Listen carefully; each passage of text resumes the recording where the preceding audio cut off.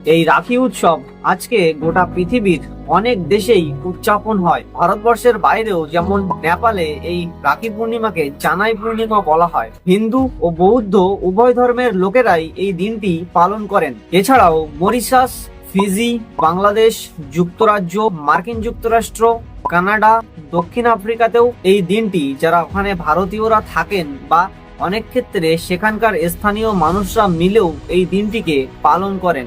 এই দিনটিতে রাখি পূর্ণিমা কেবলমাত্র ধর্মীয় বা পৌরাণিক উৎসব না, এটি এক সার্বজনীন আবেগের দিন। ভারতে এবং ভারতের বাইরেও কোটি কোটি মানুষ এই দিনে ভালোবাসা ও বিশ্বাসের প্রতীক হিসাবে রাখি বাঁধে। পরিবারে বোনেরা তার ভাইদের হাতে রাখি বেঁধে তার জীবনের দীর্ঘায়ু ও মঙ্গল কামনা করে, আর ভাই প্রতিশ্রুতি দেয় যে সে তার বোনকে সর্বদা রক্ষা করবে। কিন্তু আধুনিক যুগে এই প্রতিশ্রুতি কেবলমাত্র ভাই বোনেদের মধ্যেই সীমাবদ্ধ নেই। বন্ধু, সহকর্মী, এমনকি প্রতিবেশীদের হাতেও রাখি বাঁধা হয়।